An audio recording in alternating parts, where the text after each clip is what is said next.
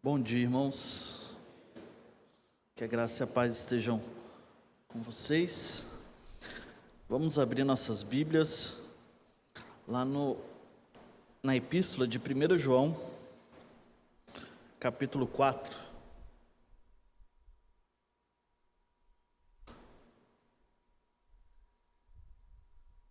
1 João, capítulo 4.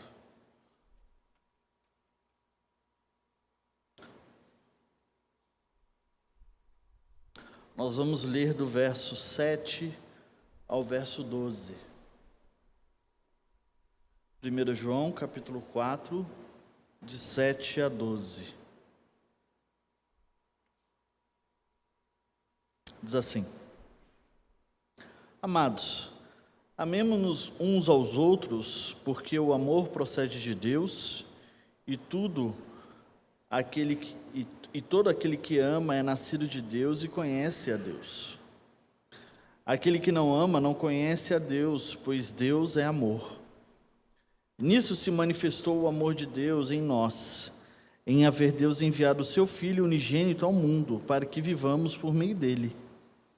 Nisto consiste o amor, não que tenhamos nós amado a Deus, mas em que Ele nos amou e enviou o seu Filho como propiciação pelos nossos pecados. Amados, se Deus de tal maneira nos amou, devemos nós também amar uns aos outros. Ninguém jamais viu a Deus. Se amarmos uns aos outros, Deus permanece em nós e o seu amor é em nós aperfeiçoado. Vamos orar? Santo Deus, nós clamamos em nome do seu Filho Jesus, que o Senhor fale conosco também agora, Senhor Deus. O Senhor já tem falado durante esse dia, durante os louvores, durante os textos que nós lemos. Pedimos que o teu Santo Espírito, Senhor Deus, mova neste lugar e que possamos entender a mensagem do Senhor, que possamos sair daqui transformados, ó Pai, pela mensagem do teu Evangelho, da tua palavra, Senhor, em nome de Jesus, amém. Existe um livro, um filme, na verdade, que conta a história de algumas senhoras que deixavam as suas famílias para cuidar da casa de outras mulheres e dos seus filhos. Esse filme se passa na época dos anos 50, 60, lá nos Estados Unidos. Então é um período onde o racismo nos Estados Unidos era bem forte, ao ponto que lá no filme mostra que essas mulheres, essas cuidadoras que eram negras, elas não poderiam sentar em mesmo lugares onde os brancos sentavam, não podiam usar o mesmo banheiro, tinha toda uma separação. E no final do filme, existe uma frase ali que é dita pela atriz principal, que é muito importante. Ela diz assim: Deus disse que precisamos amar nossos inimigos, mas é tão difícil fazer isso. Deus disse que precisamos amar os nossos inimigos, mas é tão difícil fazer isso. Essa frase foi dita, e o nome desse filme é Histórias Cruzadas. Um filme que eu recomendo ver a história sobre essas mulheres que contam histórias da época que cuidavam dessas crianças. Deus manda que amemos os nossos inimigos, mas é tão difícil fazer isso. A carta de João, ela foi escrita porque tinham algumas pessoas ali dentro da igreja que eram colocadas como professores ou missionários até mesmo, só que do inverso, do contrário, e eles tentavam tirar esses crentes da comunidade que foi escrita essa carta de João, tentavam tirar eles do evangelho, levando heresias principalmente na área da cristologia, do estudo da pessoa de Cristo. Então, essa carta ela foi escrita com o objetivo, e não somente ela, mas 2 João e 3 João têm a mesma ideia, o mesmo objetivo, de combater a propaganda desses falsos mestres, em que João chama esses homens não somente de falsos mestres, mas chama eles também de anticristos, de falsos profetas, de enganadores. Então essa carta foi escrita com esse objetivo de combater essa propaganda, mas também de tranquilizar os crentes e assegurar que eles tenham certeza da salvação. O interessante é que a epístola de João ela é escrita quase de uma maneira complementar ao Evangelho. Enquanto o Evangelho ele foi escrito mesmo de uma maneira mais evangelística, né? Lá no capítulo 20, versos 30 a 31, vai nos dizer isso, que João escreveu para que possamos crer que Jesus é o Filho de Deus, e assim possamos crer nele. Aqui é como se ele estivesse complementando: olha, eu estou escrevendo isso daqui para fortificar vocês na fé, os crentes na fé, diante dessas acusações, diante desses problemas citados das heresias desses falsos profetas, desses anticristos. Lá em 1 João 5,13 nos diz isso. Fala assim: essas coisas vos escrevi, a fim de saberdes que tendes a vida eterna, a vós outros que credes em nome do Filho de Deus. E João aqui, ele trabalha o conceito de Deus de duas maneiras. Ele fala que Deus é luz, e ele fala que Deus é amor. Nós vamos nos focar nessa segunda característica: Deus é amor. E os ensinamentos desses falsos mestres, desses falsos profetas, distorcem essa pequena frase, uma simples frase: Deus é amor. Isso acontece também por causa do pecado. Porque, sinceramente, irmãos, até hoje, nós não entendemos direito essa frase: Deus é amor. Isso acontece porque às vezes a gente não entende o que é o amor. O pecado, ele distorce até as coisas mais puras que existem no mundo, como o amor. Nós não sabemos o que é isso. Isso é interessante porque, para entendermos Deus é amor, nós vamos entender o que é o amor. Não de uma maneira poética, romantista, como muitos poetas escrevem, e o amor de uma maneira romantista às vezes dava um sentimento de tristeza, né? Dá um sentimento não tão bom assim.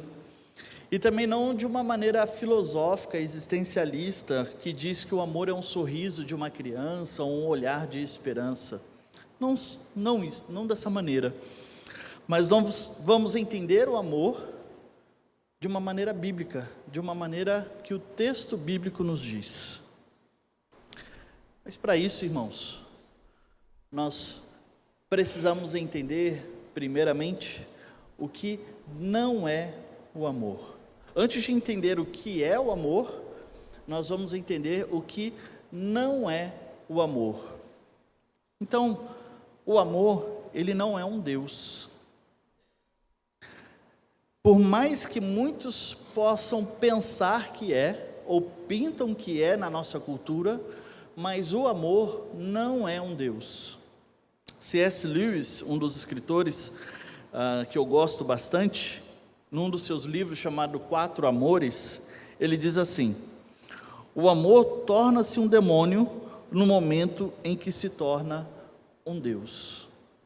O que ele está querendo dizer aqui para nós é que Deus é amor, mas o amor não é um Deus. Por mais que seja esquisito ouvir isso, mas no mundo que nós estamos vivendo, transformou o amor em um Deus.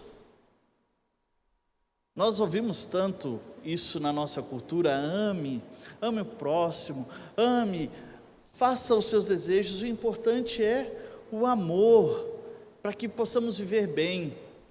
Mas do fundo do coração, quando nós falamos sobre o amor e temos essa ideia de amor como Deus, nós estamos mais presos e queremos satisfazer mais os nossos desejos e os nossos prazeres. Veja isso, o que a mídia passa. Veja os relacionamentos entre pessoas. É mais para satisfazer os seus prazeres, os seus desejos, as suas vontades, os seus sonhos, do que outra coisa. Como diz um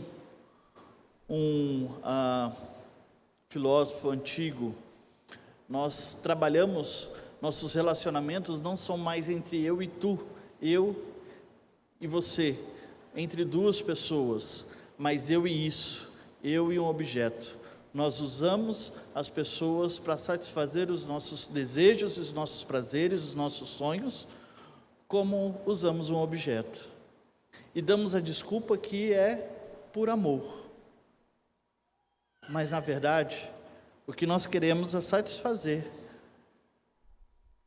a nossa boa vontade. Então, o amor, ele não é um Deus. Não vale tudo pelo amor. Mas também, irmãos, o amor não são pequenas boas ações que nós podemos fazer para tranquilizar o nosso coração. Não sei se os irmãos já ouviram essa expressão. Às vezes a gente está perto de uma pessoa, e eu já vi isso, várias pessoas falando isso. Nossa, quando você está perto de fulano, nossa, essa pessoa é tão boa, parece que ela tem uma áurea assim de amor, né? Uma coisa tão boa, traz uma paz, traz um sentimento gostoso, quase místico, né? Como nós estamos vivendo hoje, no Natal. Quem nunca ouviu falar do espírito natalino? É como se todos os meses do ano fosse algo terrível, mas em dezembro, o espírito natalino toma conta. É como se fosse algo místico, espiritual, e nós trabalhamos isso como se fosse o amor. Isso acontece porque a gente confunde, às vezes, o amor com boas ações. Fulano é tão bom, por quê? Porque ela ajuda os pobres, olha, exala amor. O amor não é isso, o amor não é assim. O amor não é uma áurea, não é um momento que acontece no tempo, não é uma coisa mística que acontece. O amor não é isso. O amor também não é um contraponto com a justiça. Isso daí a gente ouve bastante também. A pessoa erra, tem os seus defeitos, tem os seus problemas, aí vem uma pessoa, chega e fala assim: nossa, mas Deus é amor, né? Nós temos que mostrar o amor.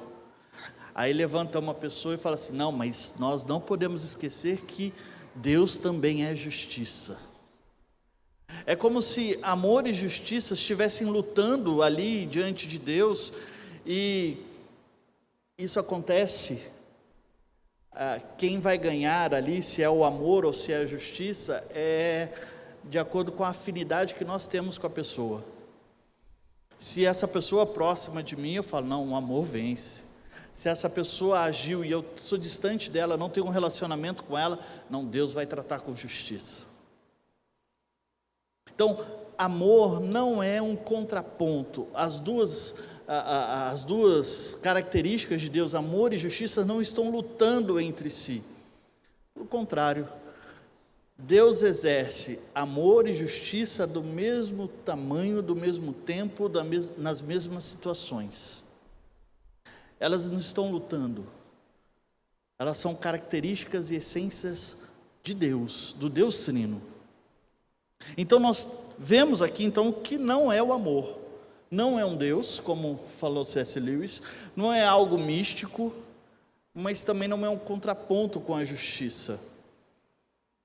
E essa ideia do texto aqui que nos diz que Deus é amor, é uma ideia que traz a base do Deus do Antigo Testamento.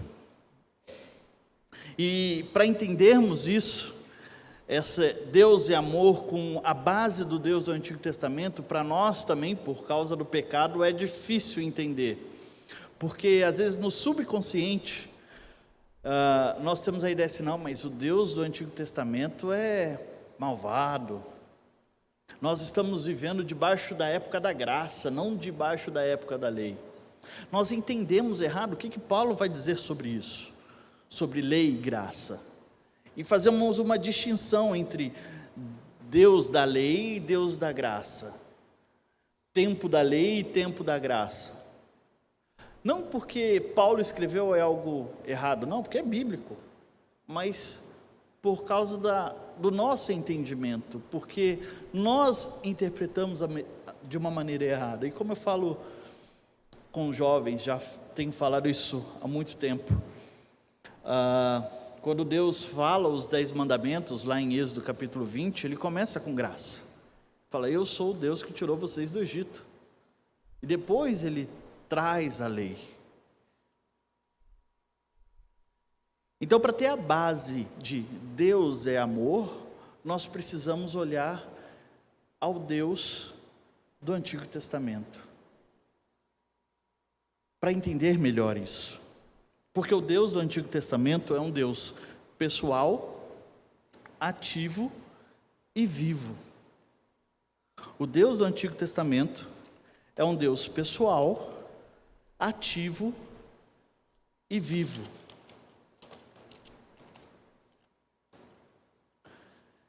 E precisamos entender, não de uma maneira de um Deus abstrato, como era o Deus da Grécia, os deuses romanos, mas trazendo essa ideia de Deus pessoal, tão pessoal, como diz lá em Deuteronômio 4, quando Moisés está falando, retomando a lei de Deus, ele está relembrando isso,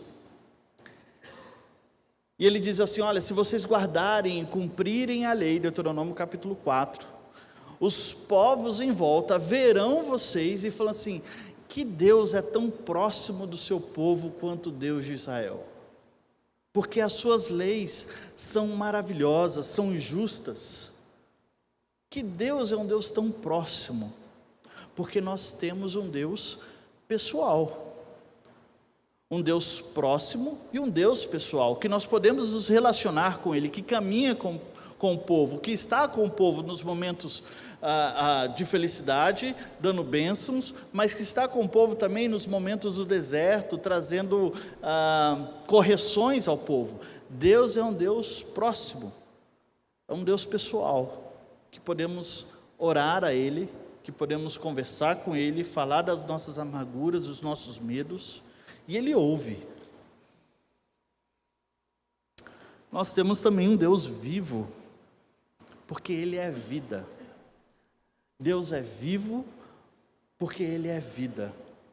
Em Gênesis capítulo 1 diz que existia caos em meio ao abismo, e o Espírito de Deus pairava sobre as águas, e quando o Espírito de Deus paira sobre as águas, as coisas começam a acontecer, começa a ter vida, porque aonde Deus está, há vida, porque Ele é vivo. Nós temos um Deus pessoal, nós temos um Deus próximo, um Deus vivo, e um Deus que age, um Deus ativo. E Deus age, mandando o seu Filho Jesus, para vir à terra e morrer em nosso favor. Deus é amor, não é conceito abstrato, mas é uma ação concreta. Por isso Ele age, por Ele ser pessoal e vivo.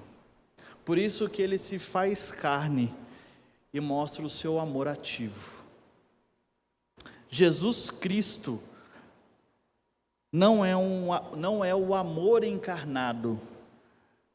Jesus Cristo é o Deus encarnado, é a maior demonstração do amor de Deus no mundo.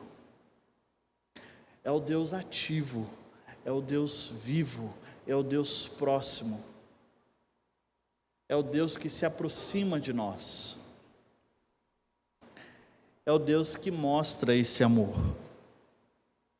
E o interessante é que no verso 10 vai nos dizer que nisto consiste o amor, não que nós tenhamos amado a Deus, mas que Ele nos amou e enviou o seu Filho como propiciação de nossos pecados. A ênfase de João aqui no amor não está na encarnação de Jesus.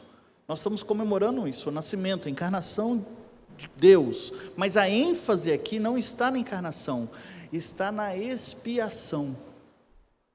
Propiciação, o tampo do propiciatório na arca, é a arca da aliança. Tinha o tampão em cima, que tinha os querubins, e ali servia quando Deus olhasse ali, saísse, não visse os pecados dos homens, mas estava o tampo do propiciatório.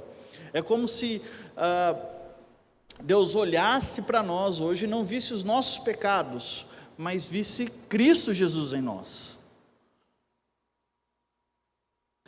O foco de João aqui não está na encarnação, mas está na expiação. E o que ele está querendo mostrar isso para nós? Que o fato de Deus ser amor é um fato de entrega, de se entregar. Olha o que Cristo fez na cruz. Ele se fez carne, ele tocou no esquife como no nascimento na ressuscitação de um filho de uma viúva, se fez imundo, mas principalmente se fez maldito na cruz do Calvário. Ele morreu para que possamos ter vida. Esse é o amor ativo de Deus. Esse é o amor que é demonstrado para nós. E é esse o amor que João está falando para nós aqui que devemos ter. Lembra dos ensinamentos dos falsos profetas, dos falsos mestres? Esses ensinamentos são divididos em 3 áreas. Primeira, doutrinariamente. Eles ensinavam o gnosticismo. O que é o gnosticismo?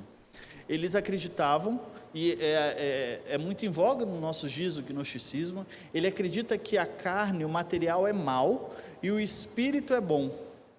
Então, para eles, era um absurdo Deus, que é santo, se prender ao corpo. Então, Jesus Cristo aqui, ele, dentro das diversas teorias, eles falavam assim, não, Jesus parecia homem, mas não era homem. Porque era um absurdo Deus, santo, santo, santo, se prender a um corpo ruim, a carne ruim. Além da doutrina, eles tinham um problema moral. Eles não acreditavam que a gravidade do pecado distanciasse da comunhão com Deus. Por isso que João escreve capítulo 1, 6, versos 6 a 10.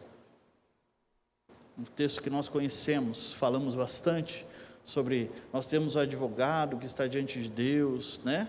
Que intercede por nós. Por quê? Porque esses falsos mestres acreditavam que o pecado não é tão grave assim. Nós conseguimos viver e ter comunhão com Deus mesmo com o pecado. Mas existia também o falso ensinamento social. O orgulho espiritual que eles tinham resultou na falta do amor próprio. Falta do amor fraternal. C.S. Lewis, ele vai nos dizer, nesse mesmo livro, 4 Amores, 2 frases bem interessantes. Ele vai falar assim: todo cristão concordaria que a saúde espiritual de uma pessoa é exatamente proporcional ao seu amor a Deus.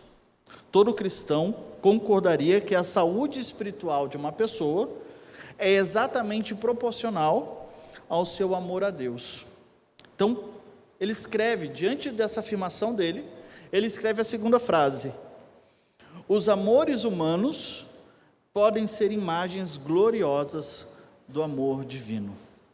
Os amores humanos podem ser imagens gloriosas do amor divino. O que ele está dizendo aqui? Ele fala que esse problema do amor fraternal que está acontecendo aqui na igreja,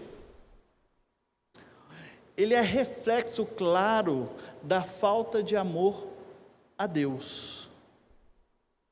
Porque se você ama a Deus, consequentemente você vai amar ao seu irmão, ao próximo. Não somente aquele que está dentro da igreja conosco, adorando ao Senhor todos os dias, mas aquele que está lá fora também. Aquele perdido que está lá fora. E o interessante é que a base do amor que João escreve aqui para nós, como Deus demonstra esse amor agindo, então o amor, ele é uma ação de entrega que Deus faz. A base do amor fraternal não é outro senão o amor de Deus para conosco. Como é que eu amo o meu próximo? Como é que eu mostro amor ao meu próximo? Se entregando por ele. Agindo para sanar as dificuldades, os temores. Como é que eu amo o meu próximo? Ou como é que eu amo aquele que está lá fora? Aquele que está distante de Deus? Fazendo de tudo para que ele entenda o Evangelho do nosso Senhor Jesus Cristo, esse amor pleno. E para isso, até mesmo me entregando para algo. Não sei quantos que estavam aqui semana passada e viram o sermão do pastor, e ele cita a carta de Diagneto, que fala como é que eram os cristãos na época pagã, os primeiros cristãos, né? E a carta vai dizer que eles mostravam amor, que as pessoas odiavam os cristãos sem saber por que odiavam. Se você for ler a história, você vai ver que os cristãos realmente faziam a diferença, não somente entre eles, mas no meio de uma cultura pagã, onde o nascimento de uma menina era colocada ao léu, porque ter filha mulher era algo desgraçoso, porque era o homem que seguia a dinastia. E esses cristãos passavam a noite nos bairros, recolhendo essas crianças que eram abandonadas e acolhendo elas. E essas pessoas que eram levadas aos matadouros, né, aos shows de pão e circo para serem mortos, e iam louvando ao Senhor e clamando para que Deus perdoasse essas pessoas. Esse é o amor de entrega. O amor como Deus nos amou. Então, quando você lê essa frase do filme que eu citei,